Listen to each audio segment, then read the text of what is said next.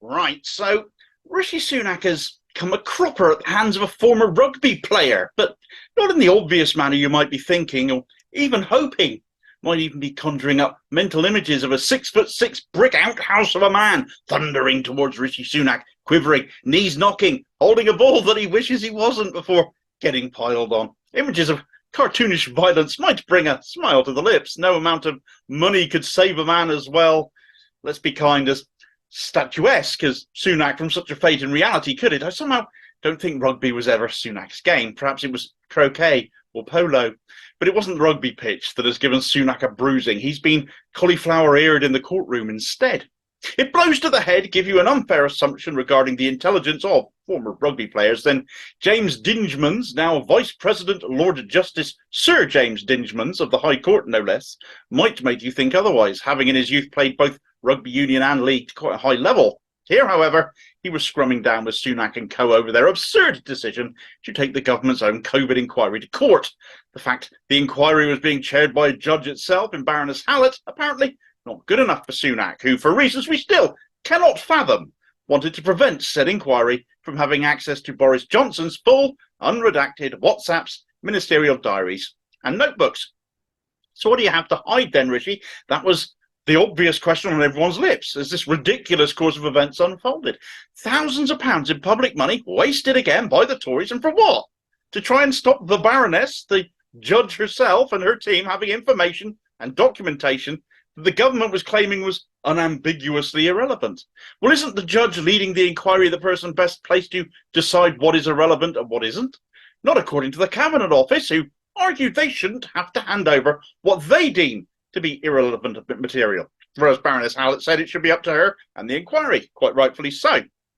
It is an inquiry, after all, into the government's handling of the pandemic. We, the public, I would imagine, are in the majority when we believe the government screwed up. The litany of lies, the misappropriated public money, and poor decision-making leading to loss of life is lengthy and well documented by now.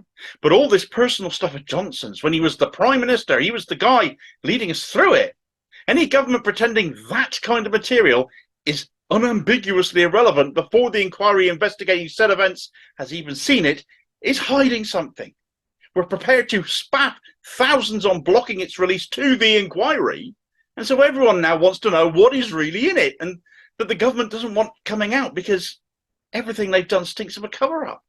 It was a move that was seen as completely doomed to failure from the beginning, before the matter was heard, and it's weakened Sunak in the eyes of the public even more now than he already was seen, as he seemed inevitable. He's lost it. A guy who promised integrity and transparency when he came to an elected office, yet he has lost this stupid court case he should never have brought, and is proven to be even more shady than Boris Johnson in the process. Were you aware, for example, that more freedom of information requests have been blocked under Sunak's administration than that of any other Tory leader since they came back into power in 2010, including Johnson? Well, it's true. There you go. But most of all, it was a gross insult to everyone who lost loved ones during the pandemic and want to know if their loved one's death was avoidable. If it was a question of government incompetence and failure that they lost their lives. What are the government hiding? What have they tried to hide? It's the only question anybody wants to know now when it comes to this investigation. Now somewhat overshadowed by this stupid, pointless, damaging move by the Tories, by Sunak. Lord Justice Dingemans and Mr. Justice Garnham, the judges who were appointed to deal with this legal challenge, they threw it all out in effect. They've sin-binned it. They found that Baroness Hallett's application of a Section 21 notice to the Cabinet Office in relation to the Boris Johnson evidence, no, not the eviction type of Section 21, but the Section 21 notice of the Inquiries Act 2005, which empowers the chair of an inquiry to require the production of evidence they request, was entirely valid. They also dismissed the claim by the Cabinet Office requesting a judicial review because the matter of requested evidence was clear. However, they did offer the opportunity of a judicial review to them in relation to the proper interpretation of Section 21 of the Inquiries Act itself. So it'll be interesting to see if they follow through with that, because if they don't, it will just make it look all the more like this was just a blatant attempt to withhold and hide evidence. The government lost. They've accepted the ruling. The inquiry will get the lot, as that is the ruling. We may not see it all, the public though, as the COVID inquiry itself may redact parts of it deems appropriate to do so, and I frankly have no argument with that at this point. The court ruling made it clear that the Cabinet Office should seek to work with the inquiry, not clash with it, and that anything irrelevant would, of course, be returned, unpublished, not publicised, and that the government should basically trust the person they appointed to head this inquiry, to do so with all due diligence.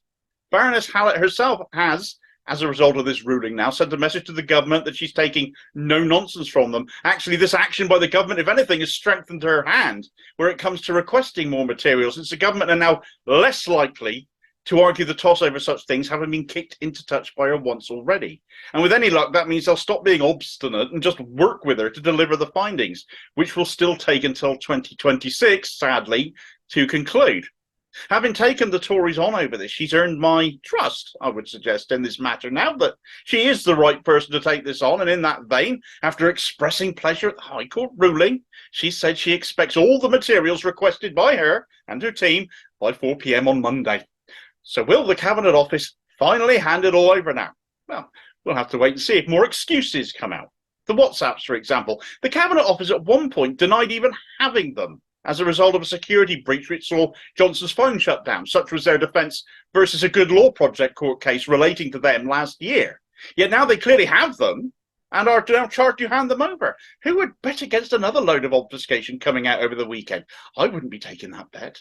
As for Sunak himself, he's yet again shown himself up to be yet more damaged goods to the Tories, having now lost all the ground he made up after Liz Truss's disastrous turn as PM, according to the recent polling. So rumbles of dissent are now apparently growing loud enough that thoughts of removing him ahead of the next general election, the Tories seeing they've got nothing to lose by doing so anymore, facing the prospect of being reduced to fewer than 100 seats for the first time in their history, and giving Keir Starmer, of all people, a record-breaking, Blair-busting majority. Nobody has ever deserved such a victory less than him. And after you've liked, shared, and subscribed to the channel, as I sincerely hope you will, you can check out this video recommendation where Boris Johnson suddenly decided to be uncharacteristically open and honest about those WhatsApps of his, even as Rishi Sunak seemed desperate to keep them under lock and key. Well, we still wonder why, but hopefully, maybe not for a great deal longer. And I'll hopefully see you on the next video. Cheers, folks.